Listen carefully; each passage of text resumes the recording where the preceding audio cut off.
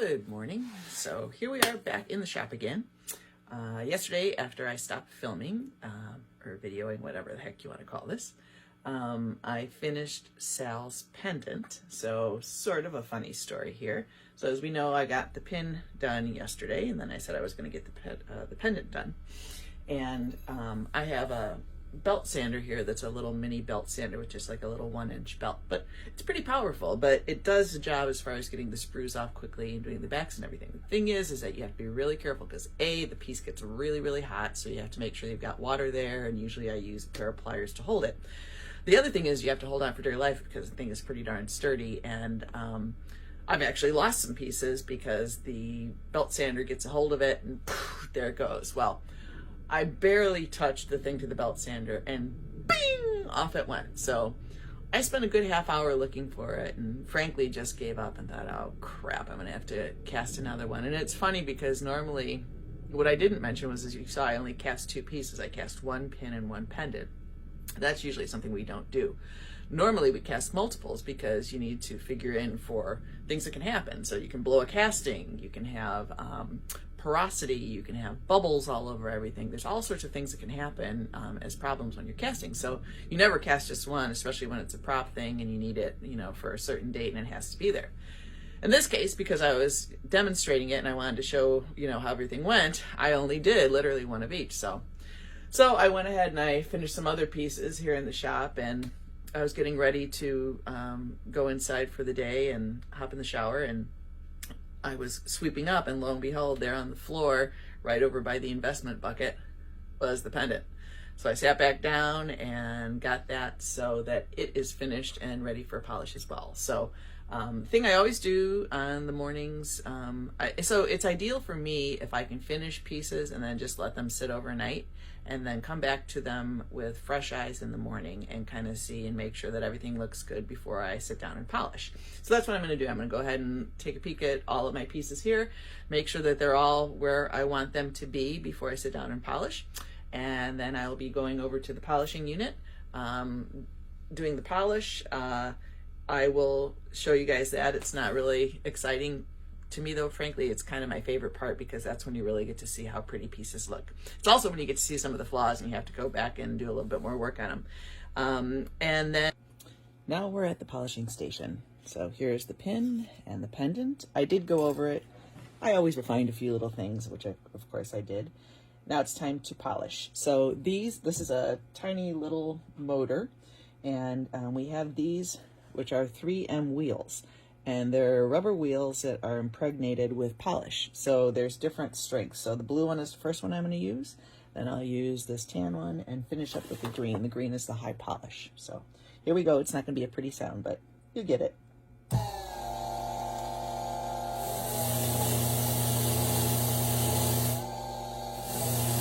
You actually want to have a really light hand when you're doing polishing.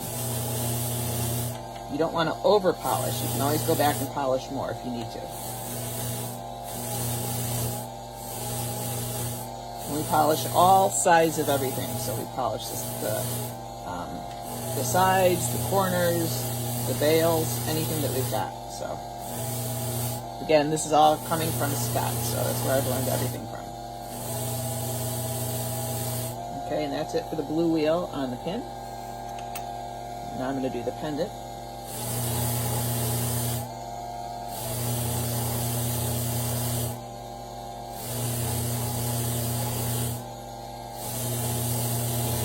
As we use each kind of wheel, you'll see the polish changes and it gets more intense.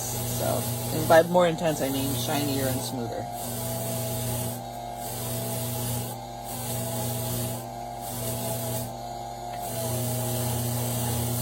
Now these are actually a nice size thing to polish because they're not too small. When I'm doing tiny things or a lot of polishing, I have to wear special finger cuts because I actually will burn my fingers. This thing gets really hot. The metal does when you're using the polishing wheels. Okay, so get my, and of course, wouldn't you know it, it breaks while it's on camera. That's okay.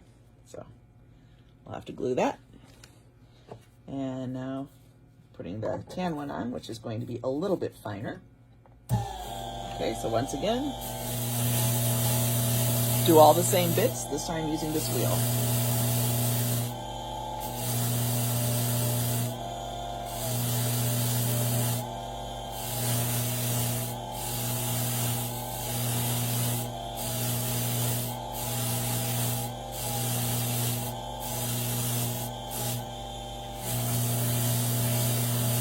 And yes, I think with everything that you end up doing when you're in any kind of workshop or whatever, you kind of get a rhythm to it, you know, and you want to get a rhythm and a way that you do things, and I don't know.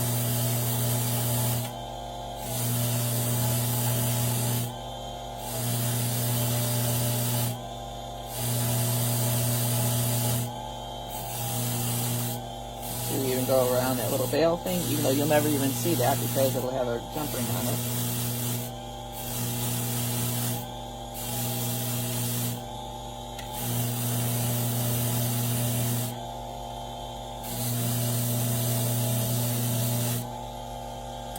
Okay, and so that's it after doing the two wheels. Okay, so you can see how they're looking spiffy. And now I'm going to do the finishing wheel, which is the green. And that's my favorite because that's when you get to see all the really good stuff.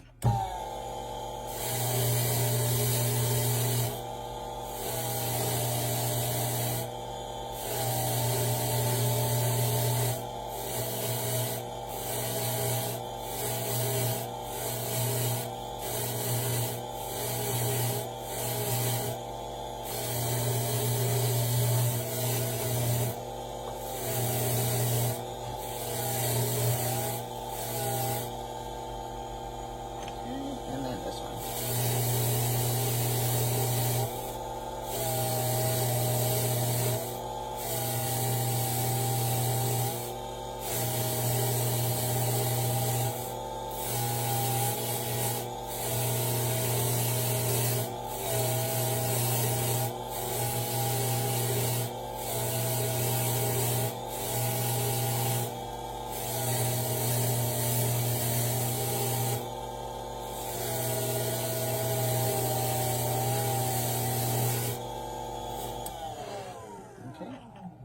Hopefully you can see.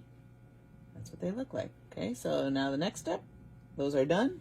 We're going to put the back on the pin, and then we'll be putting the stones in. And you can see this is why if you ever see me out and about, don't think my hands are dirty. That's metal that's just impregnated into my fingers, and now I've got the terrible nails as well from, even though I sit there and I put all kinds of different creams on, I even wear a barrier cream here in the shop, but still, bad, bad, bad. Oh well, I was never going to be a hand model anyway.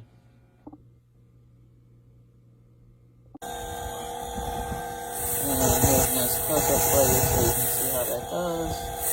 It's just a matter of trying it again on the green one. So, sorry that my camera work was awful on that last one, but at least you can see how that's happening.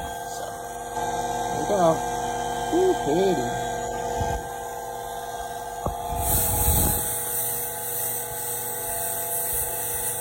Truthfully, I've never done this one left-handed before, so maybe I can get the camera to work.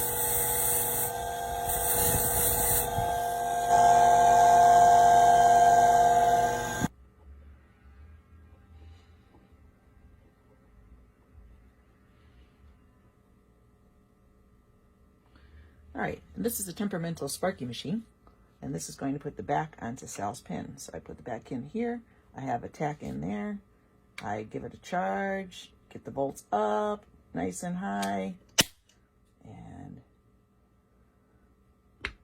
there we go. We now have a tack on the back of his pin, all nice and adhered.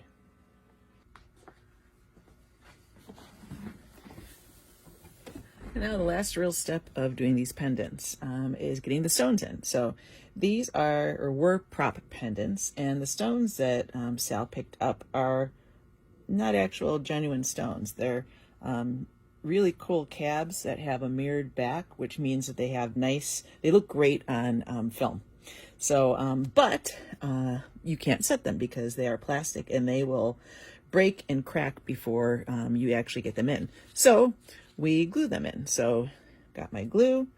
On my glue is actually, or on the tip that I use is a little needle tip. And you can see I've got my key to what stones go where, because sadly I don't remember.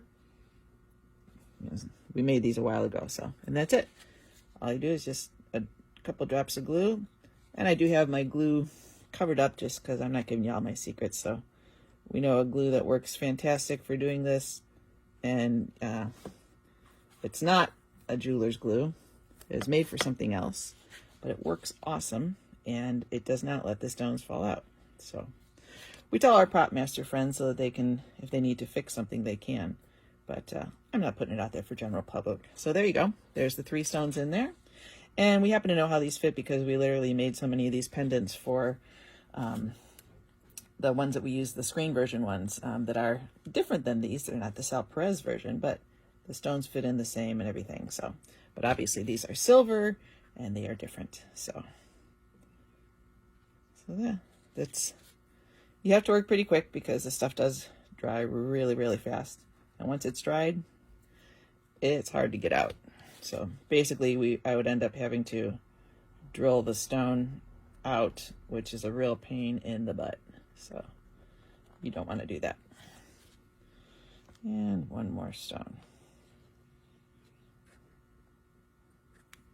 Luckily my hands have gotten much steadier using these little pliers, tweezers. So, and there you go. Now I will get a jump ring on that and a back on that, and they're ready to go to sale.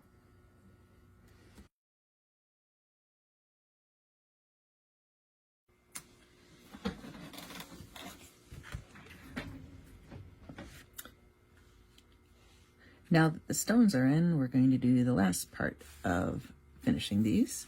So here's the pin, and we put this kind of pin back on because it is a nice locking pin back, and that means that Sal can wear it on his suit and it's not going to fall off.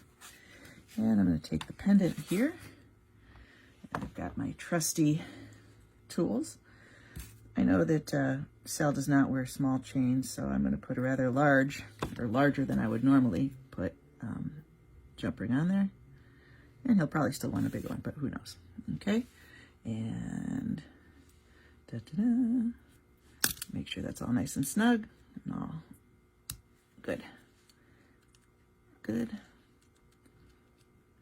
Okay, there we go. And there she is. Here's the pendant. Next up, Sal's place.